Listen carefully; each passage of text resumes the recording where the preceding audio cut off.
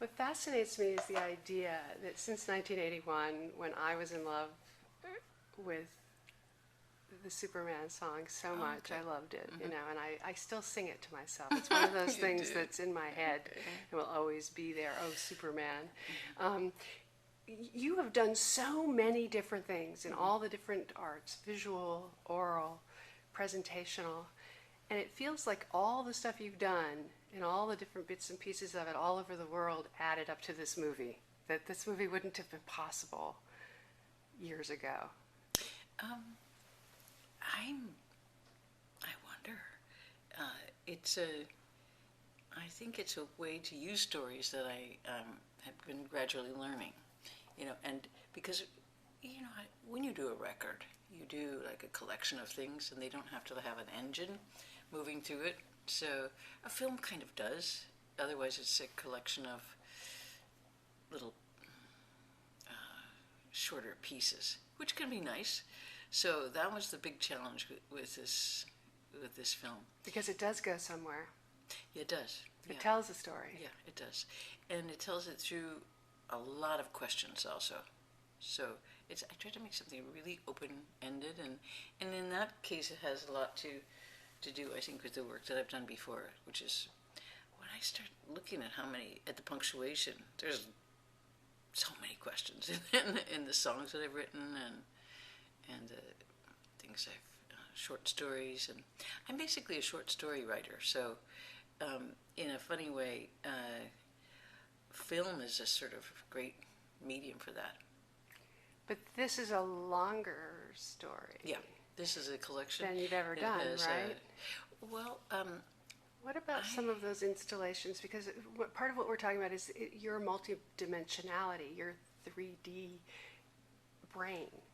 3D The way you brain. play Okay. with the images against the sound, against the Mm-hmm. narration, and all these different kinds of storytelling is extremely effective. And I've never seen it done this way. Uh-huh. In live shows, I kind of use some of those things. For example, in the last few shows, they've been really story driven. So, for example, when something wasn't working, I had to think, what's the most important element? And in those things, it was the stories. So I had to, if there were images, I had to make them simpler. If there was music, I had to like push it down a little bit. Because if you use a lot of these elements, you still have to have them supporting each other, and one is running way ahead, and the other ones are kind of behind. So I mean, when I would do music for films, which I've done a few times, it's the same situation. You have to support the image and the story, and the music is very rarely the very first thing in the film. In fact, in this film, there wasn't going to be any music. And I finished a version of it and showed it to some people that I was working with, an audience actually, and they said, do us a favor, don't put any music on this film. It's so hardcore as just a voice. And I was like, ugh. The thing is, I am a musician, so maybe I could try it. I could always take it off. So I did put it on, and I tried to do what I just said of push the story without dominating it. I also learned why most films are string-based scores. Why? Because otherwise it leaves your eyes free to be very rhythmic, and they get to look around the frame, and then they're not dominated by it. As soon as you put a beat on it, it relates to a cut. So boom, cut, boom, cut. It looks like a music video. Cut, cut, cut. So I only used beats, I think, like twice maybe in it, because I was very wary of that. I mean, I wanted the story to connect in ways that were slithery. You know, they kind of go, oh, that reminds me of that thing. But you would be carried along on a string wave, you know, so that your mind could be a little more free, because you're asked to do a lot of things in this film. It's true, but you're carrying us, and the rhythms are in your voice.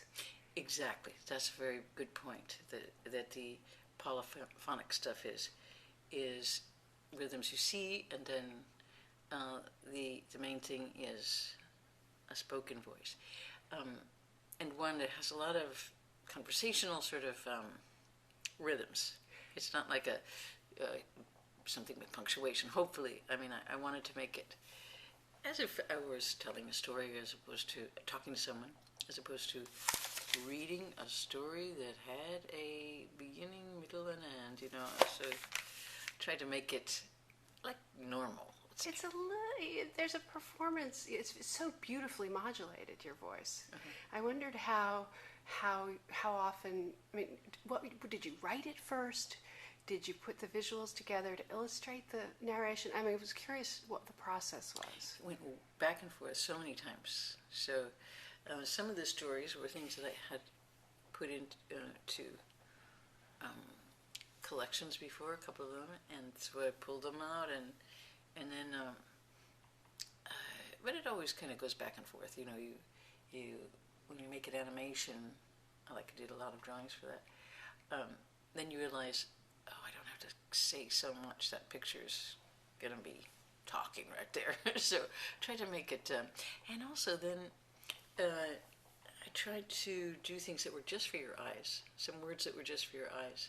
So you read some of the words. Yes, you have text on there. You have text that's moving fast, and you realize, oof, I can read faster than I thought. But also, what that's really kind of meant to do is language that's not voiced is really kind of directed towards the part of you that never speaks. That's kind of this witness person behind the, structure, that whatever structure you've made that speaks for you and walks around for you is someone back there. Often I find somewhat critical of what's going on. I find that especially when I'm in the middle of talking or I'm in the middle of this conversation somehow and the language is just getting pompous or whatever, and I realize, oh, that's me talking, but I can't stop, and so it's the one who's observing your behavior, and so I wanted to talk to that person in silent language. So, just the way you read something, it comes into your mind in a different way than when somebody talks to you. So yeah, that's one of the reasons this is so effective, is because you're reaching us on many different levels at once, and sometimes the images appear to have nothing to do with what you're saying. Exactly. And you're playing with a kind of interesting counterpoint. Mm-hmm. Yeah, it's a little bit like a radio play in that way, in that there's a lot of things where it's not acted out. It's full of questions, and it's full of places for you to use for a person to use his imagination, and so like a long story about a guy who lived in the trees, and he pretended he worked for the phone company, the guy who lived in our town, and I put that in because it was like for a few reasons. One was just the sweetness of this person, and also a little bit like how different the world is now. I think now he would be sort of slapped in some kind of treatment program, like, you don't really work for the phone company, do you? Nobody really minded that he pretended that he did. He was just lived up there in the trees, and so. But he was someone who lived in his imagination, and so that was why I threw that in. And of course, you never see this guy or any picture of a lineman or something like that. You just see telephone poles going, and this story about a town. And so it's well, first of all, it's a very no-budget film, so I didn't have money to put a lineman up there in the trees. Anyway, I might have, but I liked it very much that it leaves huge room for you to. Well, I'm just curious. Did you go out and shoot that, or did you have it in your? Oh yeah, no. I thought I'll shoot some things moving through the trees. I shot. I had very little of this around. I had I had the hospital scene around that was for another project that didn't work out. So I thought, wow, I could use that for this one. So, and I have to say, there is no more fun than a hospital gives you a wing, and you and your friends go in, dress up as doctors and patients, and use the equipment. there's just very few things that was that much fun. So the memoirish quality of this is that it takes you back to some sort of key traumatic episodes in your youth. Yeah, I mean, I used my own life in this, not because it's a biopic and I want people to get to know me. I mean, I used it really as examples of how you forget, what happens when you repeat a story too many times, what happens when you get framed by a story, by someone else. Someone else decides who you are and decides to tell your story. So it's about picturing the world in words, about creating the world through words. So that was one of the reasons in the second story of the collection, let's say, of the film, is this incredible speech, deathbed speech that my mother made, and she was very proud, formal person, and so she waited until all her 8 kids were around her to give her deathbed speech, and then when she did, it was as if she stood up to a microphone and said, thank you all for coming.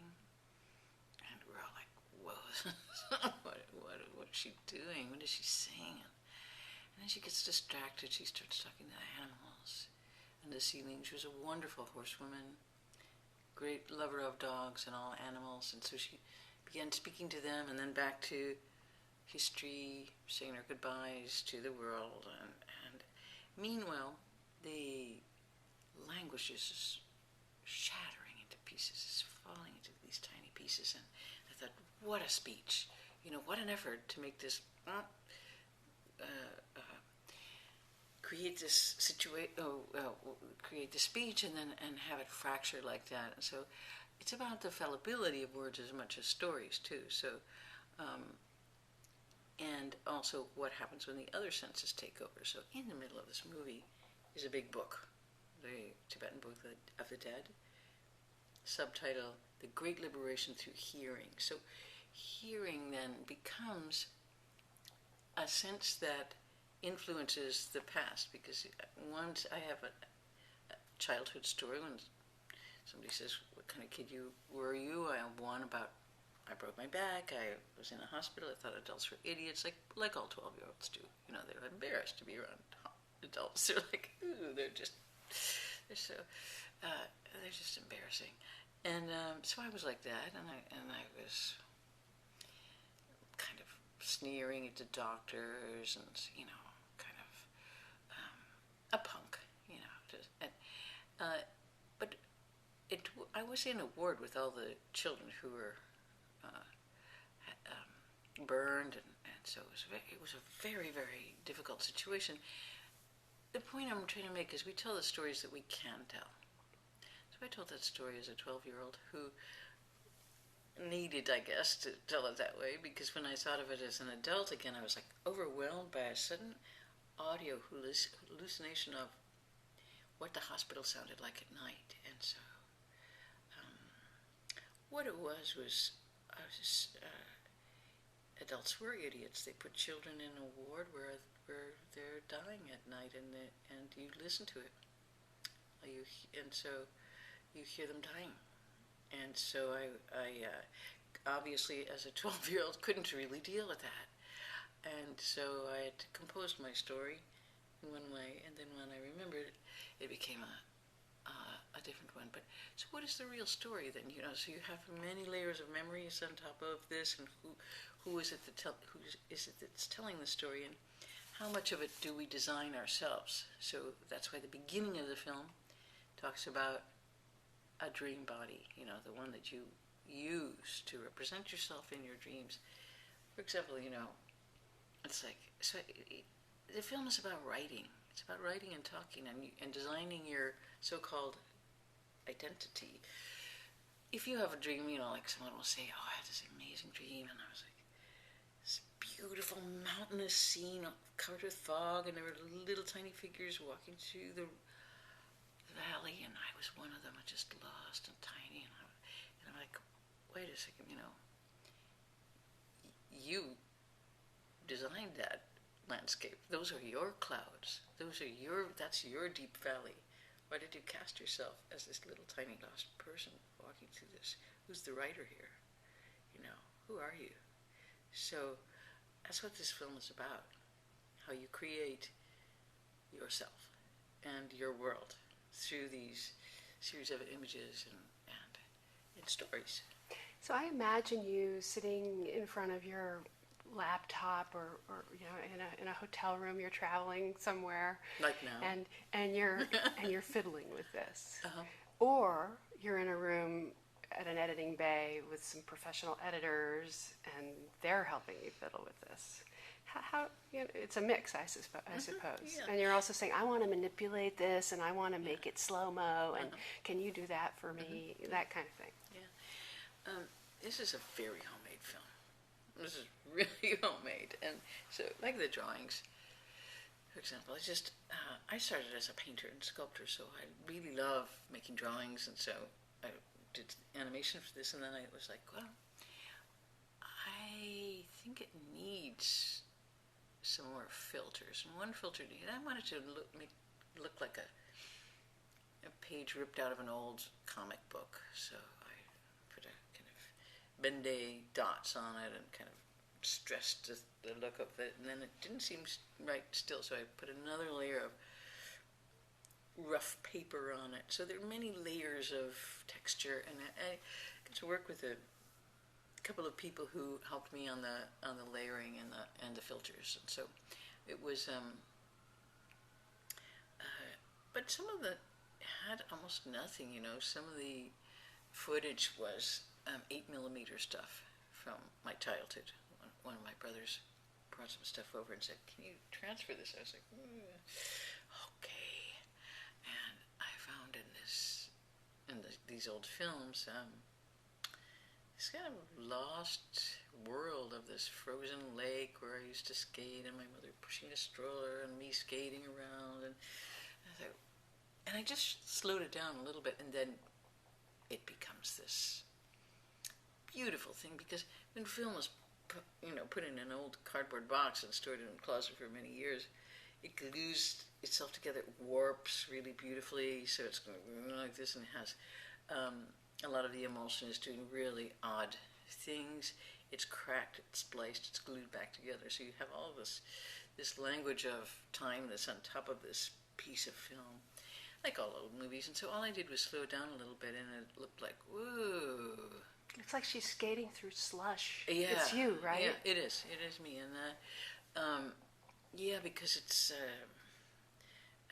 the emulsion is going all like that, and it looks like the background of a Bruegel painting or something. It's very painterly, so I loved that level of abstraction, because that's kind of what the stories are going for as well. It's not just a story of my childhood. It's an abstraction of that, like how do we move through time? And it has a dreamlike and incantatory quality. That really, at one point I was watching the movie, I confess this, in bed on my iPad in a semi-sleepy state. And it was really fun. Yeah. It worked really well, actually. Yeah. Very intimate. I'm not someone who insists on going to theaters.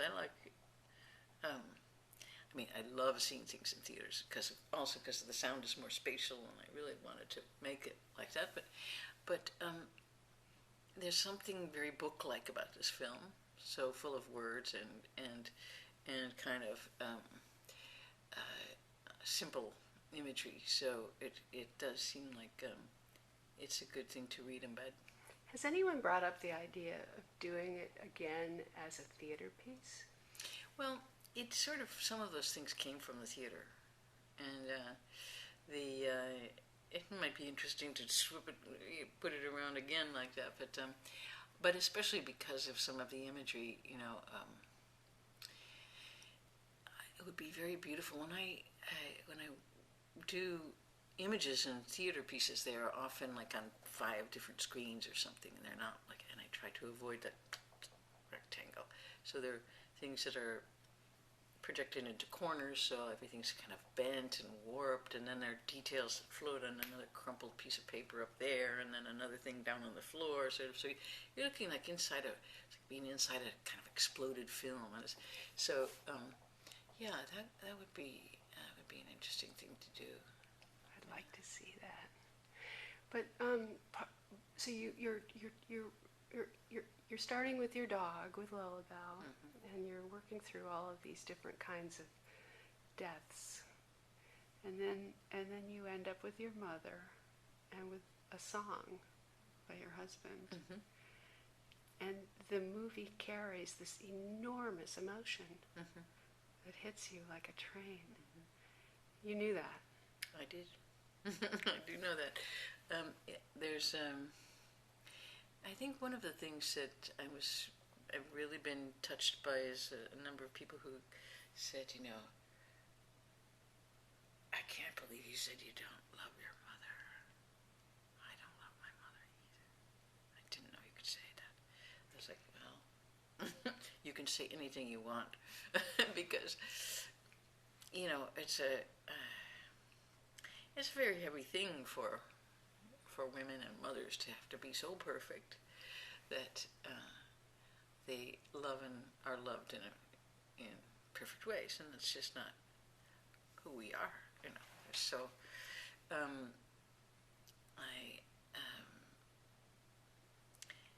and also there's something called the mother meditation in this film. It's a kind of, I'm just citing a Buddhist exercise that it is about finding some millisecond, and every creature can find a millisecond in which their mother loved them purely. That's absolutely there. It might take a while for you to find it, and a lot of people have, or some people have more fraught relationships with their parents. So, I wanted to sort of see what that was like to. So that's what you're getting back from people who've seen the movie, probably more than anything. Well, no, maybe not more than anything, but that's something that really did strike me, that people felt that was a taboo, that you couldn't really say that. And you think, wow, we're supposed to be living in this incredibly free, information-rich culture, but there are a lot of taboos, things you're not supposed to say, and a lot of things that, for all the numbers of films in which there are millions of deaths, death is also a kind of a taboo topic. And so I tried to be pretty light-handed in certain ways about that, especially things like euthanasia, because, everyone has a dog or cat, or many people have a dog or cat that they had to, put down or whatever, and it's just so intense, the act of killing. And so I try not to be preachy about that, because everyone has their own approach to that. But I did want to say that the American way of death really is more about trying not to feel anything. Don't feel any pain. Don't feel anything. Smack you on the back of the head with a brick and just woo. And for some people that can be fine. But I just think trying to be there is something that I would like to try to, do. In any case, whatever I'm doing, I would like to try to be there instead of just being some kind of odd haze.